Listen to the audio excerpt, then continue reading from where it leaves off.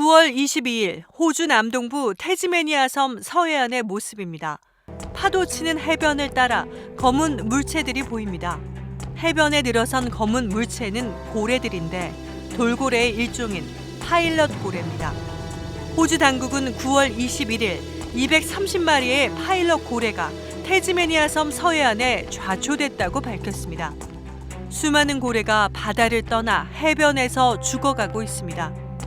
호주 당국은 구조대를 급파해 아직 살아있는 고래 구조에 나섰습니다. 젖은 천으로 고래의 몸을 덮고 물을 부어주기도 합니다. 발견 당시 이들 고래 중 절반은 이미 죽어 있었습니다. 구조대가 살아있는 고래를 발견해 다시 바다로 보냅니다. 고래가 너무 크고 무거워 몇 사람이 힘을 합쳐야 합니다. 구조대의 헌신적인 노력에도 불구하고 다시 바다로 돌려보낸 고래는 전체 230마리 중 44마리에 불과했습니다. 그러나 좌초돼 죽어가는 파일럿 고래는 이게 다가 아니었습니다. 뉴질랜드 동쪽의 채텀 섬에서 촬영된 사진입니다. 이곳에서 250마리의 고래가 좌초된 채 발견됐습니다. 채텀 섬에서 30km쯤 떨어진 곳엔 피트 섬이 있습니다. 뉴질랜드 당국은 이곳에서도 250마리를 더 발견했습니다. 호주에서 230마리, 뉴질랜드에서 500마리, 다 합치면 730마리나 되는 파일럿 고래가 좌초됐습니다. 구조된 고래는 그중 일부에 불과하고 대다수 고래는 결국 죽은 것으로 보고 있습니다. 파일럿 고래는 돌고래 중에서도 덩치가 큰 돌고래입니다. 몸 길이가 최대 6에서 7m에 달하고요. 몸무게는 최대 3톤이나 됩니다. 해변에 좌초된 고래는 이 자신의 거대한 몸 때문에 죽어갑니다. 무거운 체중이 호흡기와 장기를 눌러서 숨쉬기가 어렵고요. 물 밖에서는 체온 조절도 힘들어서 결국 죽게 됩니다. 고래는 차가운 바다에서 견디기 위해서 많은 열을 내는데요. 육지에서는 그 열을 식히지 못하는 거죠. 전문가들은 수많은 고래가 때를 지어서 해변으로 밀려오는 현상을 이 좌초됐다고 표현을 하는데요. 좌초라는 말은 의도하지 않은 사고라는 의미가 있죠. 그런데 한두 마리도 아니고 수많은 고래가 그것도 한두 곳이 아니라 여러 곳에서 동시다발적으로 사고를 당한다는 게 이상하지 않으신가요? 현장에서 발견된 이 고래를 함께 보시죠.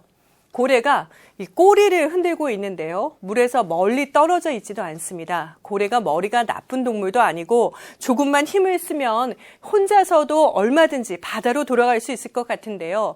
이 파일럿 고래들은 2년 전에도 비슷한 곳에서 수백 마리가 좌초됐었는데요. 그 당시 좌초 모습은 더 이상합니다. 당시 현장에서 촬영된 영상을 같이 보시죠.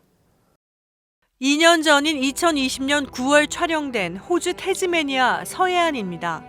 올해 고래가 좌초된 곳과 인근 해역에서 수백 마리의 파일럿 고래가 좌초됐습니다.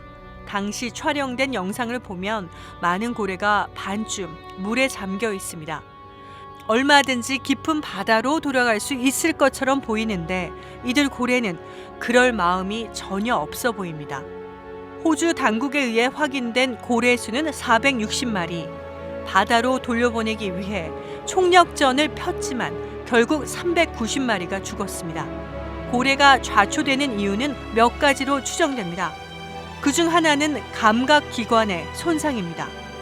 고래가 소리를 이용해서 방향을 탐지하거나 물체의 크기들을 확인하는 그런 중요한 감각기관이 데미지를 받았거나 문제가 생겨서 방향을 잘못 잡았을 수도 있고요. 전문가들은 질병에 걸렸거나 독극물에 중독됐을 가능성, 지구 자기장 변화 가능성도 조사하고 있습니다. 여기서 궁금한 건 많은 고래가 집단으로 방향 감각이 망가질 수 있느냐는 겁니다. 그런데 방향 감각을 상실한 고래가 한 마리 있는데 하필 그 고래가 집단을 이끄는 우두머리 고래라면 어떨까요? 또 한 가지 중요한 사실은 이 고래들이 사회적으로 강하게 결속돼 있다는 점입니다. 고래가 사회성이 매우 강해요. 그래서 어떤 한 개체가 아프거나 힘들고 하면 나머지 개체들이 주변에 떠나지 않고 돌보고 하는 그런 모습들이 자주 관찰이 되는데, 그래서 아픈 개체가 죽어서 계속 힘없이 있다가 무트로 떠밀려 오니까 나머지 개체들도 떠나지 못하고 그냥 주변에 있다가 같이 좌초되는 경우가 있을 것이다라는 설이 있습니다.